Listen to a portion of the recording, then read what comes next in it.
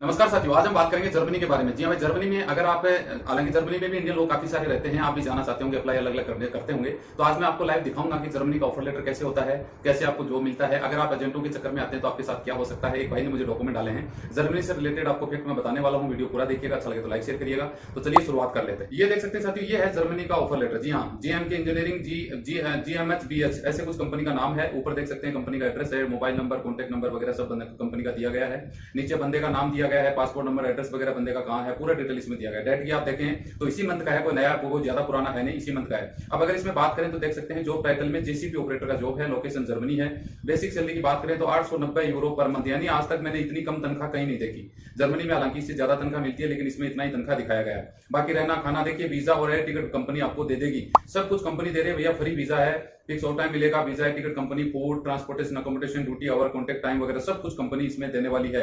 तो भाई अगर सब कुछ कंपनी दे रही है तो फिर आपको इसमें टेंशन लेने की जरूरत कहां है। आपका तो कोई पैसा नहीं लग रहा है। बंदे ने हालांकि ऑफर लेटर मुझे डाला तो आपको ये जानकारी लेना जरूरी है।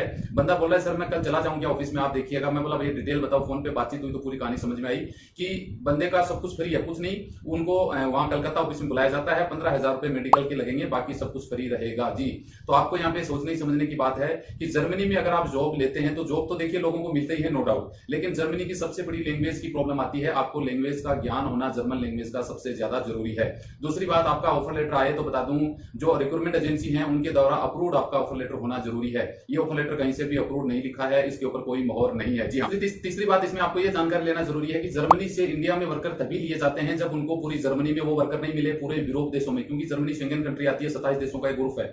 उन 27 देशों में अगर उनको जो काम नहीं, वर्कर नहीं मिलते तो फिर वो जर्मनी इंडिया के वर्करों को हायर करती है या कर सकती है। तो आप थोड़ा सा कॉमन सेंस की बात है कि ऐसा तो बहुत कम चांस में हो सकता है कि कोई एजेंट आपको तुरंत ऑफर लेटर दे रहा है, आपको जर्मनी में जॉब लग जाएगा। ये एक सोचने का विषय आपके लिए हो सकता है, क्योंकि जर्मनी का कोई भी अगर आप जॉब लेते हैं तो आपका इंटरव्यू होता है। आप चाहे कंपनी इंटरव्यू लेती है या फिर एम्बेसी में भी आपका इंटरव्यू हो सकता है। ऐसे बहुत सारी और भी प्रोसेस होते हैं, तब जाके आपको जॉब मिलता है जर्मनी में। क्योंकि जर्मनी के मेरे पास ये शायद 2 या 3 ऑफर लेटर आए, आज तक कोई ऑफर लेटर नहीं आता। ज्यादातर आपको कनाडा, सिंगापुर, ऑस्ट्रेलिया, न्यूजीलैंड के चक्करों में उलझाए रखते हैं। जर्मनी वगैरह के बहुत कभी कभार ऑफर लेटर आते हैं, यानी ये ऑफर लेटर फेक है एक तरीके से। मेडिकल की बात करें, 15,000 रुपए बंदे से मेडिकल के मांगे गए, ये ही एक सबसे बड़ा कारण है। सब कुछ फ्री दे रहे हैं, मेडिकल का पैसा आपका लगेगा। यानी आपको यहाँ पे समझने की बात है, कंपनी पूरा पैसा आपका वहन करेगी तो मेडिकल का पैसा आपका क्यों। ये है एजेंटों के पैसा कमाने का एक जरिया। ऑफर लेटर दे दिया, मेडिकल करवा लिया, पैसा ले लिया।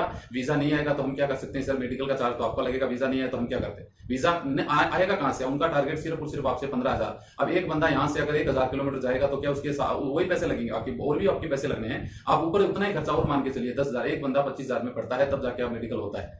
आप इसलिए मेरे से अगर कॉन्टेक्ट कर लेते हैं तो मैं तो पैसे नहीं जाने दूंगा, ये तो फाइनल बात है। अगर मेरा कहना नहीं मान के फिर भी आपके मन में एकदम माइंड में घुसा देते हैं, नहीं नहीं मेडिकल कराते वीजा आ जाएगा, तो फिर आप जा सकते हैं, आपकी मर्जी। इस बंदे को तो मैंने रोक दिया, इसके 15,000 नहीं, उसके 25,000 रुपए बच गए। तो कहने का मतलब ये है, ये मैंने मेडिकल की सर्च की जर्मनी के बारे में, तो कहीं भी कोई अथोराइज मेडिकल सेंटर जर्मनी की तरफ से नहीं है, कोई एम्बेसी की तरफ से कोई इतना फीस लगेगा, ऐसा कहीं पर भी कुछ भी लिखा हुआ मुझे नहीं मिला। यानी मेडिकल होता है जर्मनी का, नो डाउट, लेकिन उसमें नॉर्मल आप देख सकते हैं स्क्रीन के ऊपर, सिर्फ आपको नॉर्मल जैसे आपका यूरिन हो गया, आपका ब्लड एक्सरा वगैरह, ये आपको चेक किया जाता है। ये कहीं से भी आप चेक करवा के उनको रिपोर्ट सबमिट करनी होती है एम्बेसी में। बाकी और कोई ऐसा नहीं है कि आप जैसे कनाडा या फिर गल्फ देश हैं, वो एक निर्धारित जगह, मलेशिया का भाई यही मेडिकल होते हैं, इतने पैसे लगते हैं, ऐसा कोई प्रोसेस इसमें नहीं है। लेकिन अगर मेडिकल के नाम से आपका 2,000 का मेडिकल की 15,000 वो ले रहे हैं, बाकी के पैसे जेब में डाल रहे हैं, तो उनका क्या नुकसान है। पर डे एक बंदे से भी मेडिकल होता है, 10,000 भी उनकी सेफ बचत है, महीने के 3 लाख भाड़ में जाओ ना आप लोग। वीजा आए ना आए उनको, अब उनको क्या मतलब है, या आपका तो नुकसान हो गया ना। तो ऐसी चीजों से बचने की जरूरत है, फर्जी लोगों से बचिए और सावधानी बरतें। बस ये अपडेट आप लोगों के साथ शेयर करनी थी। मिलते हैं नेक्स्ट वीडियो में अच्छी जानकारी के साथ। जय हिंद, जय भारत।